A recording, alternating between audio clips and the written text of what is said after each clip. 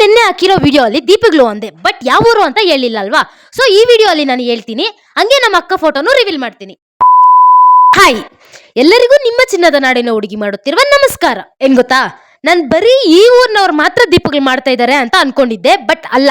ಈ ದೇವ್ರ ಹತ್ರ 9 ಊರಿನವರು ಪೂಜೆ ಮಾಡ್ತಿರೋದು. ಇವಾಗ ನಾನು ಹೋಗ್ತಿರೋದು ಸತ್ಯಮ್ಮ ದೇವಸ್ಥಾನದ ಹತ್ರ.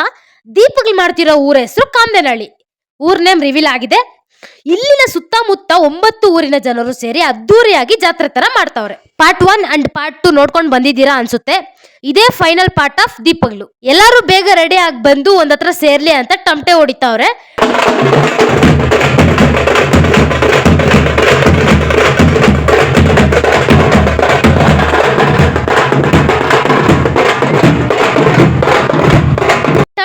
ಕೇಳ್ತಿದ್ದಂಗೆ ಎಲ್ಲಾರು ಬಂದು ಒಂದತ್ರ ಕೂತ್ಕೊಂಡಿದ್ದಾರೆ. ಇನ್ನು ಸ್ವಲ್ಪ ಜನ ಬರ್ಬೇಕು ಅಂತ ವೇಟ್ ಮಾಡ್ತಾವ್ರೆ.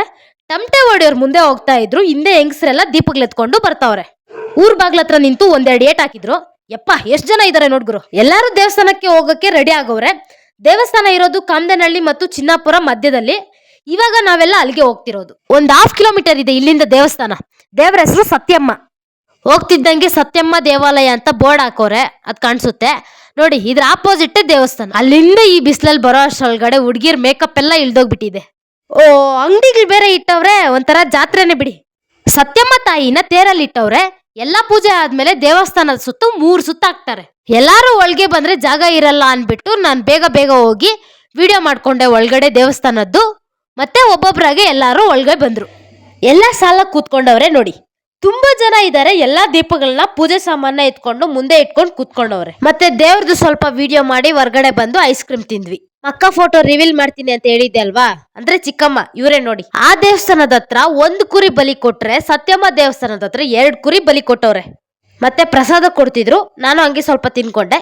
ಮತ್ತೆ ಸುತ್ತು ಒಂದ್ ವಿಡಿಯೋ ಮಾಡ್ಕೊಂಡೆ. ಅವಾಗ್ಲೇ ಹೇಳ್ದೆ ಅಲ್ವಾ, ಸತ್ಯಮ್ಮ ದೇವ್ರನ್ನ ತೇರಲ್ಲಿ ಎತ್ಕೊಂಡು ಹೋಗ್ತಾರೆ ಅಂತ. ಇವಾಗ ಎತ್ಕೊ ಬರ್ತಿದ್ದಾರೆ. ಆಮೇಲೆ ಉಟ್ಲು ತಿರ್ಗಿಸ್ಬೇಕು ಅಂತ ಮೇಲೆ ಹತ್ತುತ್ತಿದ್ದಾರೆ ನೋಡಿ. ಈ ಆಟನ ನಮ್ ಕಡೆ ಉಟ್ಲು ತಿರ್ಗಿಸೋದು ಅಂತ ಹೇಳ್ತಾರೆ. ನಿಮ್ ಕಡೆ ಏನಂತಾರೆ ಅಂತ ಕಮೆಂಟ್ ಮಾಡಿ. ಪೂಜೆ ಎಲ್ಲ ಆದ್ಮೇಲೆ ಕೊನೆಯದಾಗಿ ಈ ಗೇಮ್ ನ ಎಂಟರ್ಟೈನ್ಮೆಂಟ್ ಪರ್ಪಸ್ ಆಗಿ ಆಡಿಸ್ತಾರೆ. ಹೆಂಗೆ ಆಡೋದು ಅಂದ್ರೆ, ಯಾರಾದ್ರೂ ಇಬ್ಬರು ಮೇಲೆ ಹತ್ತಿರ್ತಾರೆ. ಮೇಲೆ ಬುಟ್ಟಿ ತರ ಕಾಣ್ತಾ ಇದೆ ಅಲ್ವಾ, ಅದರಲ್ಲಿ ಕೂತ್ಕೊಂಡು ಒಂದ್ ಚೀಲದಲ್ಲಿ ತೆಂಗಿನಕಾಯಿ ಕಟ್ಟಿ ಚೀಲಕ್ಕೆ ಹಗ್ಗ ಕಟ್ಟಿ ಮೇಲೆ ಇರೋರು ಆ ಹಗ್ಗನ ಇಟ್ಕೊಂಡು ತಿರುಗಿಸ್ತಾರೆ. ಕೆಳಗಡೆ ಸ್ವಲ್ಪ ಜನ ದೊಡ್ಡದಾಗಿರೋ ದೊಣ್ಣೆ ಇಟ್ಕೊಂಡು ನಿಂತಿರ್ತಾರೆ. ಅವ್ರು ತಿರುಗಿಸೋವಾಗ ಈ ತೆಂಗಿನಕಾಯಿನ ಯಾರು ದೊಣ್ಣೆಲಿ ಹೊಡಿತಾರೋ ಅವರೇ ವಿನ್ನರ್ಸ್. ಒಂಥರ ಗೇಮ್ ಚೆನ್ನಾಗಿರುತ್ತೆ. ಇವಣ್ಣನೇ ನೋಡಿ ಹೊಡೆದಿದ್ದು. ಅಂತೂ ತುಂಬಾ ಹೊತ್ತಾದ್ಮೇಲೆ ಯಾರೋ ಒಬ್ರು ಹೊಡೆದ್ರು. ಸೊ ಗಾಯ್ಸ್, ದೀಪಗಳ ಲಾಗ್ಸ್ ಇಲ್ಲಿಗೆ ಎಂಡ್ ಆಗುತ್ತೆ.